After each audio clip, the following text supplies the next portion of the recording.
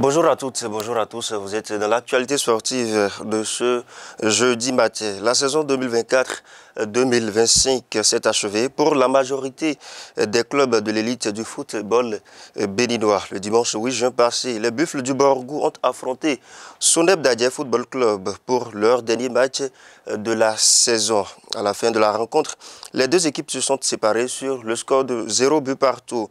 Un score qui qualifie le club des Buffles en première division pour la prochaine saison. Fatou Draman, directrice générale de la société sportive des Buffles du Borgou, dresse le bilan de la saison. Elle est au micro de Anaël Vianedo. Le bilan de la saison, c'est qu'on est parti avec beaucoup de difficultés. On a démarré dans la douleur, dans la grande douleur. Une première phase qui a été assez compliquée pour nous, mais Buff, comme d'habitude, a su rebondir. Et donc, on a passé une deuxième phase assez bien. Il y a beaucoup de progrès au sein de l'équipe. On voit vraiment les améliorations. Donc, on est très heureux aujourd'hui de pouvoir finir dans le classement d'arrivée.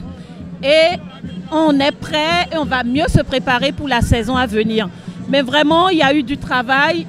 C'était très intense pour nous.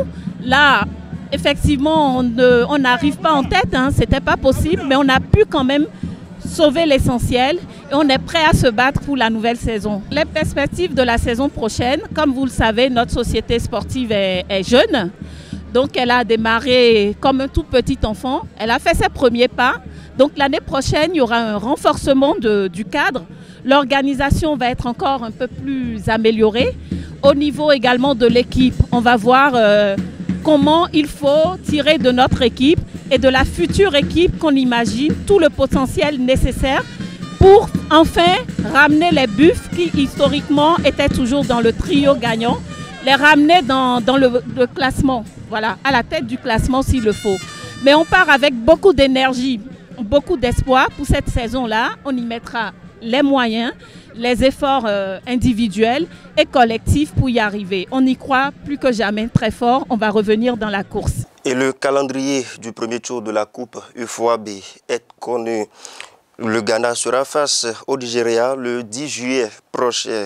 La Côte d'Ivoire, de son côté, va jouer le Burkina Faso le 11 juillet. Le Niger sera face au Togo et le Nigeria sera face à l'équipe béninoise. Le Niger sera de nouveau face à la Côte d'Ivoire le 14 juillet et le Burkina Faso sera face au Togo. Le Bénin se rencontrera de son côté le Ghana. Nous serons le 16 juillet de l'an 2025. Le Burkina Faso affrontera à nouveau le Niger et le Togo pour finir sera face à la Côte d'Ivoire. Nous serons le 17 juillet 2025. Le rendez-vous est pris pour ces différents programmes. Et la quatrième journée du championnat scolaire béninois a connu son épilogue hier donc à Akplaoui. Le CG1 Lokosa pour ce qui concerne les femmes a battu le CG1 de Quito 2 buts à 0. CG Semepodi s'est imposé également 3 buts à 0 face au CG Les Pilotes. CG Avogana s'est incliné de son côté face au CG Agboro.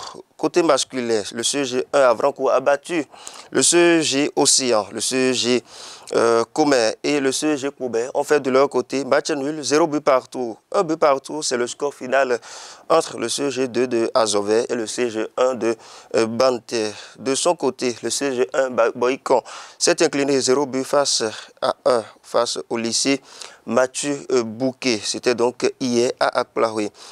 En ce qui concerne le basketball, côté féminin, le CEG Saint-Louis a pris le dessus sur le CG1 Keto. Le CG Les Ibscus s'est incliné de son côté face au CG1 Azové. CG Tanguita a pris le large sur le CG Candy. Le CG Akpakpa Centre a pris le dessus.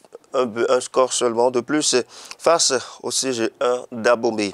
Du côté masculin, amis internautes, le CG Malanville a battu le CG Sainte-Rita. Le CG Koubert s'est incliné à nouveau devant le CG Azové et le CG Hubert Maga s'est incliné également devant le CEG Tokpa Domé. De leur côté, le CEG 3 de Djougou s'est incliné également face au CEG Akonambwe de Porto Novo. Nous allons à présent parler du résultat du handball. Il faut retenir que du côté masculin, le CG1 Basila a battu le CG1 Glazoé. Le CG Ifani a battu le CG1 du Littoral. Le CG de Natitego a pris le dessus sur le CG de Gogudo. De côté féminin, à présent pour finir, le lycée Honfon a battu le CG1 de Basila. De leur côté, c'est Tokpa Domé qui a pris le dessus devant le CG1 de Savert. Et pour finir, le CG2 de Lokosa a battu le CG1 de Tovicler. C'est tout, amis internautes,